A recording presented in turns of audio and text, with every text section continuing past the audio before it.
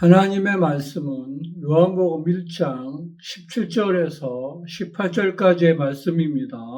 제목은 하나님 아버지는 자의하신 분이십니다. 입니다. 살아계신 하나님 아버지, 오늘도 이렇게 귀한 시간 주셨사오니 이 시간이 원수가 틈타지 않도록 성령께서 도와주시고 성령께서 함께 역사하여 주시옵소서.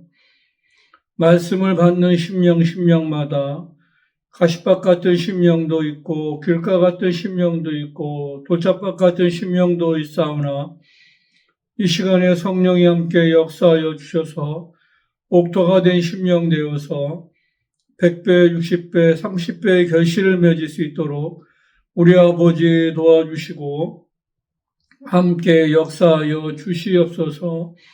오늘도 부족한 종을 세우셨사오니 성령이 함께 역사하여 주시고 종이 증거하는 이 말씀이 영적인 말씀, 성령이 함께 역사하여 주셔서 영적인 말씀, 하나님이 기뻐하시는 설교할 수 있도록 도와주시기 간절히 원하오며 살아계신 우리 구주 예수 이름으로 기도하옵나이다. 아멘. 이제 우리 예수를 믿는 사람들이 보는 그 책이 이제 성경이라고 이렇게 이야기하고 있습니다.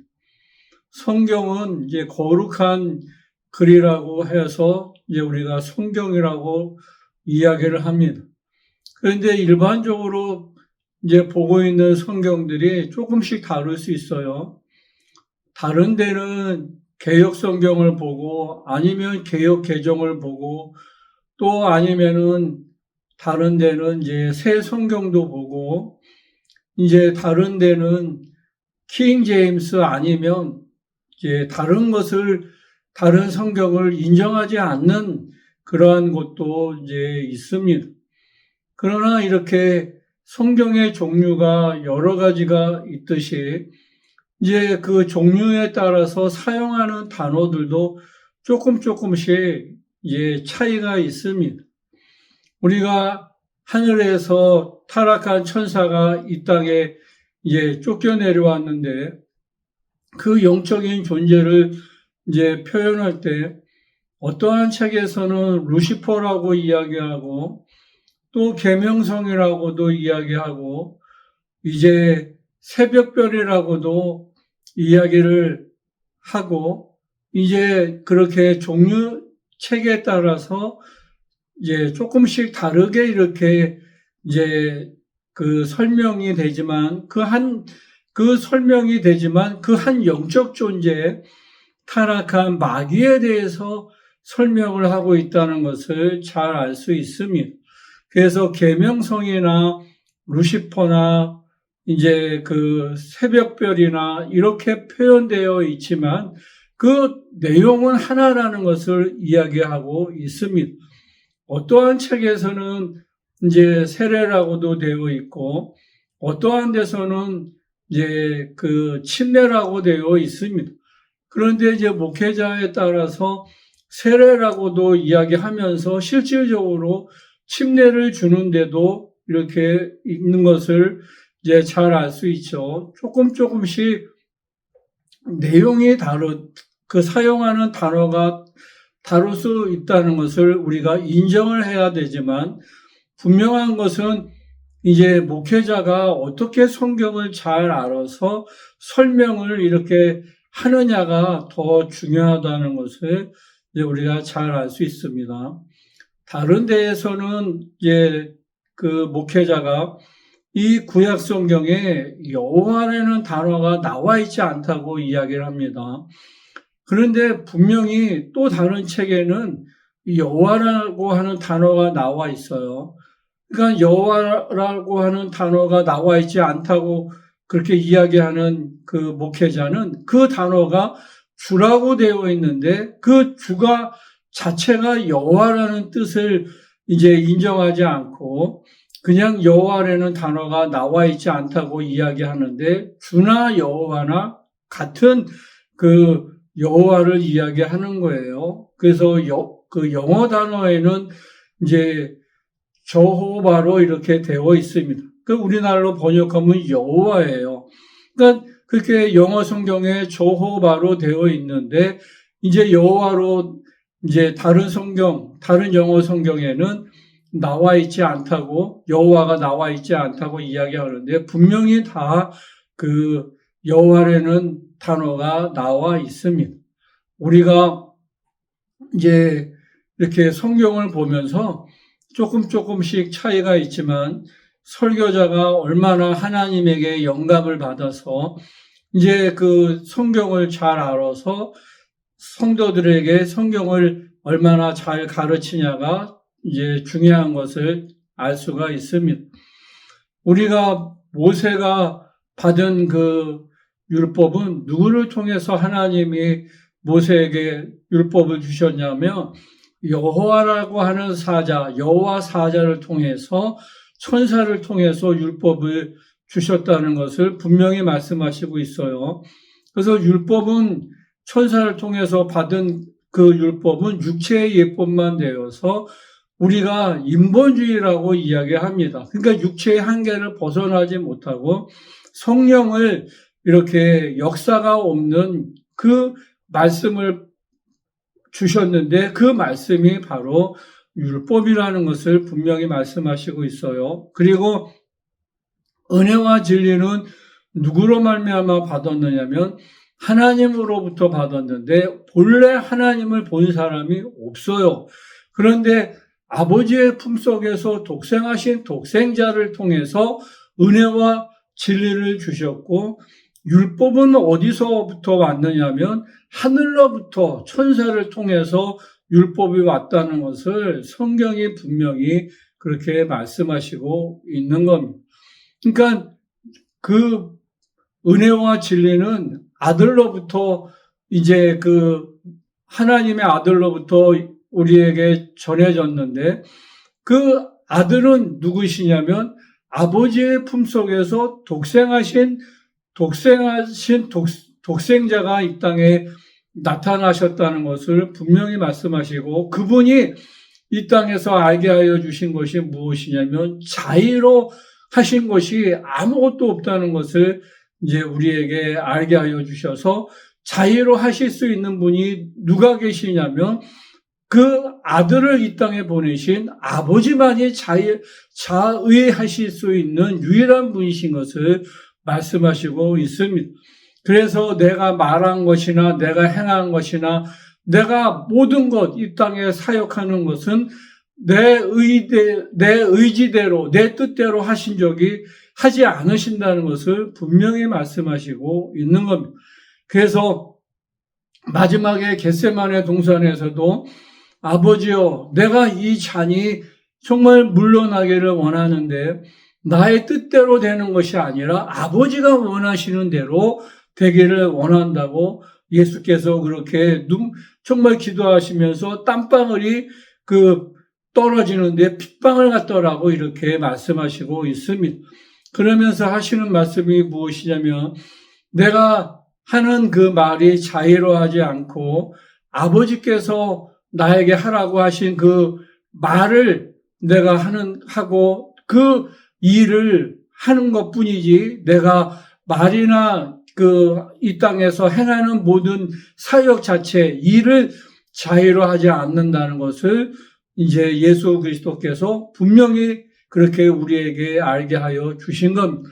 그러면서 이제 성령이 오실 터인데 보혜사 성령이 오시면 너희를 진리 가운데로 인도하시는데 그 성령도 자의로 하시는 것이 아니라 이제 들은 것을 이야기하시고 너희에게 장래일을 알게 하여 주신다고 그렇게 분명히 이야기하신 것처럼 아들뿐만 아니라 우리를 도우시고 우리를 지배하시는 성령도 자의로 하시는 분이 아니시고 아버지의 뜻대로 하시는 분이라는 것을 분명히 말씀하시고 있어요. 그래서 우리가 어떠한 기도를 할 때 알지 못하고 이제 방황할 때 하나님의 뜻대로 우리 안에 계신 성령께서도 정말 우리를 하나님의 뜻대로 우리가 기도할 수 있도록 도와주시는 분이라는 것을 분명히 말씀하시고 있습니다. 그래서 우리가 신앙생활할 때 가장 주의해야 될 것이 무엇이냐면 하나님의 뜻을 초월하지 않는 거예요. 그러니까 사단이 누구냐면 자기가 지극히 높은 자와 비교해서 그 보좌를 자기가 그 위치를 하나님과 동등됨으로 취하여서 자기도 하나님이 받는 영광을 받겠다고 하는 것이 바로 타락한 천사 마귀라는 것을 잘 알 수 있는 것처럼 우리가 신앙생활할 때 정말 주의해야 될 것이 무엇이냐면 내 자의대로 내 뜻대로 내가 원하는 대로 신앙생활하는 그 자체가 종교생활하면 정말 우리가 하나님 앞에서 우리의 신앙생활을 정말 위험하다는 것을 분명히 말씀하시고 있는 겁니다. 그래서 우리가 정말 신앙생활할 때 어떻게 해야 신앙생활을 잘하느냐면 하나님의 뜻대로 신앙생활하는 것이 잘하는 겁니다. 그래서 내가 기도하기 싫어도 기도하라고 하셨으니까 기도하고, 내가 전도하기 싫어도 전도하라고 하셨으니까 전도하고, 내가 예배를 주일날 드리는데 정말 온라인으로 그냥 집에서 그 유튜브로 드리는 것이 아니라 너희는 모이기를 힘쓰라고 명령하셨기 때문에 교회에 가서 정말 하나님 앞에 찬양하고 예배드리고 하나님이 하라고 하시는 대로 사람들이 원하는 대로 어떠한 그 제한을 받지 않고 귀신을 쫓으라고 하면 그대로 정말 그 귀신 쫓는 게 잘못됐다고 사람들이 이야기하고 뭐라고 해도 그것은 사람들의 이야기지 하나님의 이야기가 아니고 성경이 우리에게 가르쳐 주신 이야기가 아니고 하나님이 사람들이 잘못됐다고 해도 귀신을 쫓으라고 하면 그대로 귀신을 쫓는 것이 하나님의 뜻대로 신앙생활을 한다는 것을 분명히 말씀하시고 있는 겁니다. 오직 자의로 하실 수 있는 분, 마음대로 하실 수 있는 분, 그분이 누구시냐면 예수께서 이 땅에 오셔서 내가 누구를 나타내려고 이 땅에 오신 그 목적이 무엇이냐, 예수가 이 땅에 오신 목적이 무엇이냐, 그것은 아버지를 알게 하시려고, 아버지만이 마음대로 정말 자의하신 모든 만유보다 크신 분인 것을 알게 하시려고 예수께서 이 땅에 오신 목적을 분명히 말씀하시고 있는 것처럼, 그래서 아버지를 영화롭게 하려고 이 땅에 오신 것처럼 우리도 이 땅에서 신앙생활하는 동안에 정말 어떻게 하여야 신앙생활을 잘하느냐면 성령으로 말미암아 하나님을 영화롭게, 오직 하나님만이 아버지만이 자유로우신 분이시기 때문에 하나님만이 정말 영화롭게 하는 신앙생활, 그 신앙생활하는 사람이 면류관을 받을 수 있다는 것을 성경이 분명히 말씀하시고 있어요.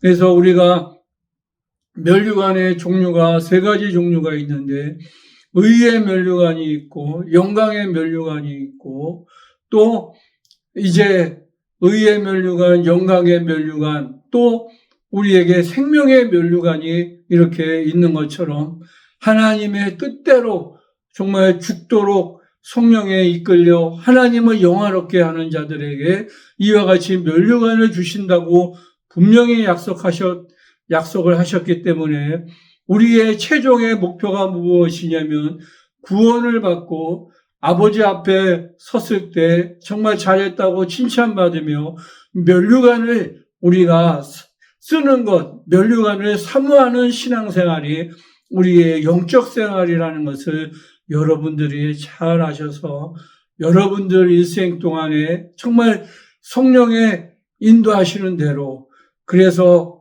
아버지를 영화롭게 하시는 여러분 되어서 면류관, 정말 머리에 면류관을 쓰시기를 예수의 이름으로 축원을 드리겠습니다.